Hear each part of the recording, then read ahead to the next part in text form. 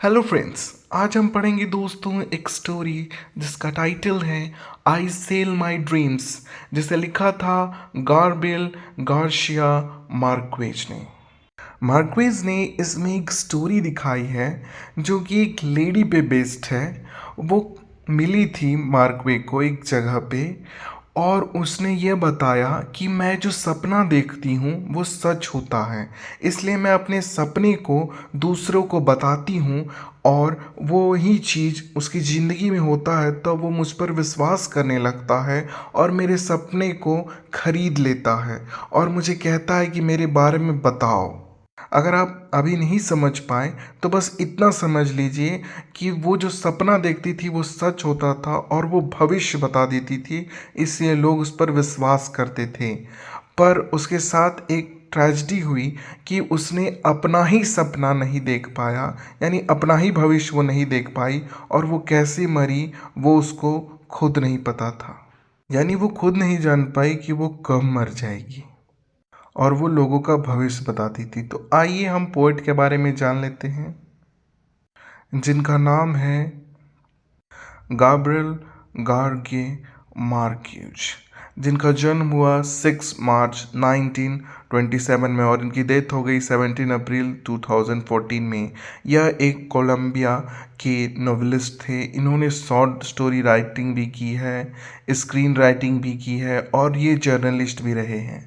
और इनका नाम काफ़ी लंबा था, इसलिए इन्हें गीबो और गाबिटो के नाम से भी जाना गया। इनके फेमस अवार्ड्स को ले लिया जाए तो इन्हें नोबेल प्राइज़ मिल चुका है लिटरेचर में, और इन्हें नॉस्टेप अवार्ड भी मिल चुका है। इनकी फेमस वर्क को ले लिया जाए तो वो था 100 year of solitude, the autumn of the patriarch and love in the time of cholera. और भी कई फेमस स्टोरीज इन्होंने लिखी, जिसमें से आज हम पढ़ेंगे कि आई सेल माई ड्रीम। तो आइए दोस्तों इस स्टोरी को जानते हैं। स्टोरी की शुरुआत में दिखाया जाता है कि सुबह का वक्त है और होटल में बैठकर जो हमारे ऑथर हैं वो लंच कर रहे हैं, और ये जगह का नाम था रिबेनिया रिबेनिया। और यहाँ पे बैठकर जब पोएट लंच कर रहे होते हैं तब ऑथर देखते हैं कि वहाँ पे जो लहरें हैं वो थोड़ी तेज तेज उठ रही हैं। आगे पोएट देखते हैं कि वो जो लहरें हैं वो उस स्ट्रीट को पार कर रही हैं। तो बेसिकली ये जो होटल था दोस्तों वो था समुंदर के किनारे, और समुंदर जो है वो अब रोड तक पहुंच चुकी थी, और रोड से होते हुए ये होटल तक पहुंच जाती है। और होटल में पहुंचते ही वो तोड़फोड़ मचा देती है लहरें, और एक बाढ़ नुमा रूप ले लेती है, और धीरे धीरे उस लहर का पानी होटल को तोड़कर अंदर घुस जाता है और सारी चीज़ें बिखर जाती है। पानी में सब लोग त्राहिमाम त्राहिमाम हो जाते हैं, मतलब बहने लगते हैं। और ये जो सुनामी का जो रूप हो गया था उससे लोग घबरा जाते हैं, पर कोई दुखी नहीं था क्योंकि उन्हें लगा कि कोई मरा नहीं है। तभी खबर आती है कि वो जो कारें थी जो रोड पे थी, जैसा कि आप पिक्चर में देख रहे हैं, तो अचानक लहर आने से उस कार पे वो लहर टकराती है और वो कार जाकर दीवार से टकरा जाती है, जिससे उस कार में एक्सीडेंट हो जाता है और अंदर बैठी जो लेडी होती है उसकी डेथ हो जाती है। और जब वो लोग वहाँ उसके सामने उस कार के सामने पहुँचते हैं तो वो देखते हैं कि उसके चेहरे पे वो जो विंडो का कांच था वो सारा गड़ गया है। इस वजह से उसका चेहरा पहचान में नहीं आ रहा था। की पहचान ना होने के बाद लोग काफ़ी ज़्यादा खोज पड़ताल करते हैं, तब पता चलता है कि पोर्चुगीज़ जो मेयर यहाँ रहा करते थे उनकी यह मेड है, यानी नौकरानी। इसके बाद अगली सुबह पेपर में आता है कि वो लेडी जो मरी थी उसमें एक अंगूठी पाई गई है। उस अंगूठी का शेप सांप की तरह है, और उसके सांप रूपी अंगूठी का जो आँख है वो ग्रीन कलर का है। ये खबर पढ़ते ही ऑथर समझ जाते हैं कि वो लेडी और कोई नहीं, वो लेडी हो सकती है जो मुझे काफ़ी सालों पहले मिली थी। और उसके बाद उस पेपर के जो स्टोरी रहती है उसमें वो खो जाते हैं और पहुंच जाते हैं अपने फ्लैशबैक में, यानी वो सोचने लगते हैं उस फोटो को देखकर कि वो लेडी से वो कहाँ मिले थे, कहीं वही लेडी तो नहीं। और वो पहुंच जाते हैं अपने फ्लैशबैक 34 साल पहले, जब उन्होंने उस लेडी को पहली बार मिला था। यानी कि वो उस शहर के बारे में सोचने लगते हैं जहाँ वो 34 ईयर्स पहले यानी वियना में गए थे। वहाँ उनकी मुलाकात एक लेडी से होती है जिसका नाम होता है फ्रॉ फ्रीडा। अब ये जो फ्रीडा थी, इसका जन्म तो हुआ था कोलंबिया में, पर वो अपने पेरेंट्स के साथ ऑस्ट्रिया आ जाती है और यहीं रहती है। और वहीं पे पोएट उससे मिलते हैं। अब जब ऑथर उससे पूछते हैं कि तुम्हारा नाम क्या है, तो वो कुछ नहीं बताती। तब लोगों से उसे पता चलता है कि इसका पुकारू नाम फॉ फ्रीडा था, लेकिन उसका ओरिजिनल नाम वो उन्हें नहीं बताती। तो वो उन्हें से फ्रॉ फ्रीडा ही कहते हैं। उसके बाद ऑथर उससे पूछते हैं कि तुम यहाँ कैसे रहती हो, तुम अपने जीवन कैसे यापन करती हो, तुम काम क्या करती हो। तब वो बताती है कि मैं अपने सपने बेचती हूँ, आई सेल माई ड्रीम्स। अब ये सुनकर पोएट काफ़ी ज़्यादा आश्चर्य में पड़ जाते हैं। तब वो लेडी बताती है कि मैं जो भी सपने देखती हूँ वो सच होते हैं। उसके बाद वो लेडी कहती है, रुकिए मैं आपको विस्तार से बताती हूँ। मैं 7 भाई बहन होती हूँ, जिसमें से मेरा पोजीशन 3rd है। और मैं जो सपने देखती थी वो सच होता है। ये मेरी फैमिली वाले तब माने जब मैंने अपने बड़े भाई के बारे में कहा कि इसे मिठाई खाने से एलर्जी हो सकती है, मिठाई ये ना खाए।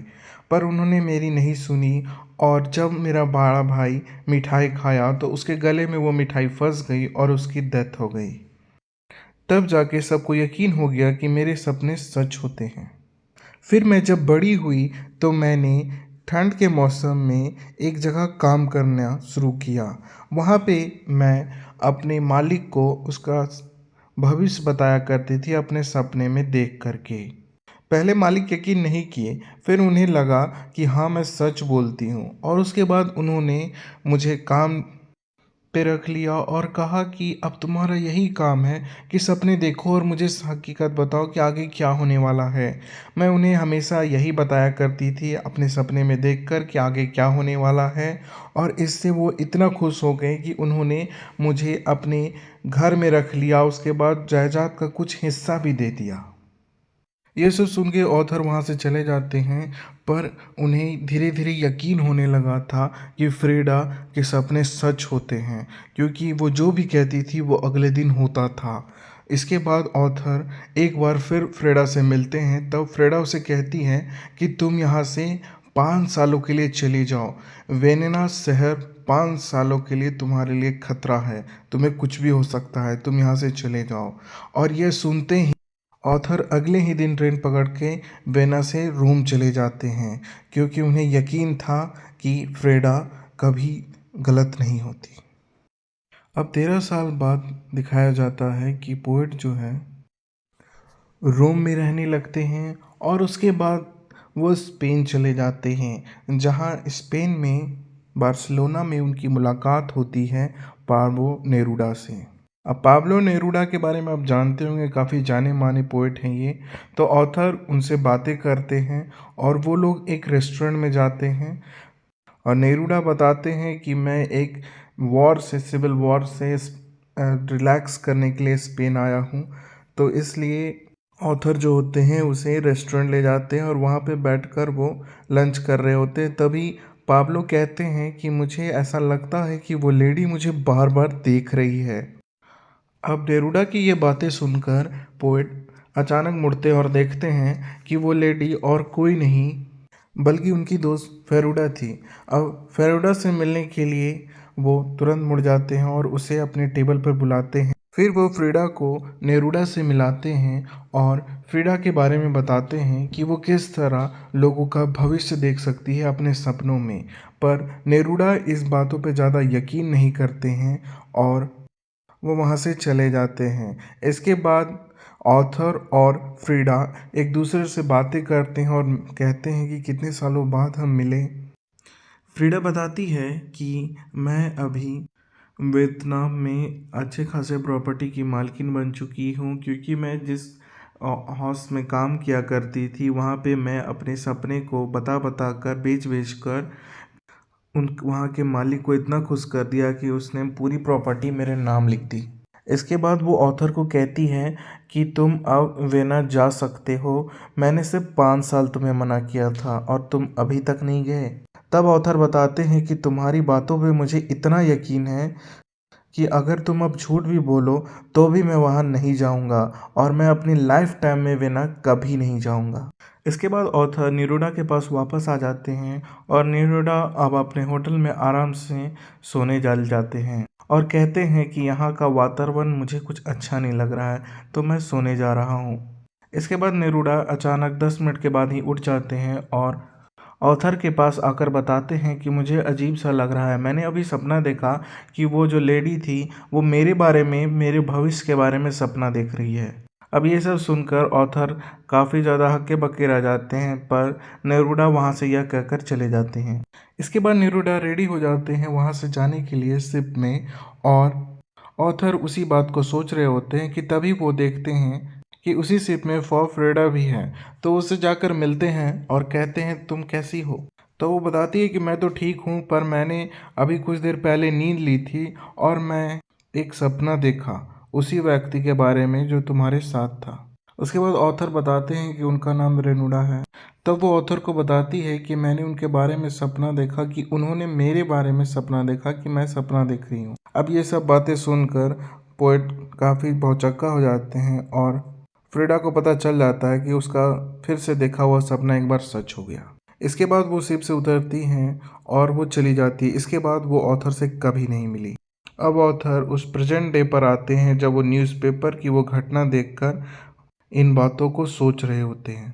तभी ऑथर को पता चलता है कि यह कंफर्म हो चुका है कि वो जो सुनामी में एक्सीडेंट हुआ था वो और कोई नहीं, वही फ्रीडा ही है और उनकी दोस्त अब नहीं रही।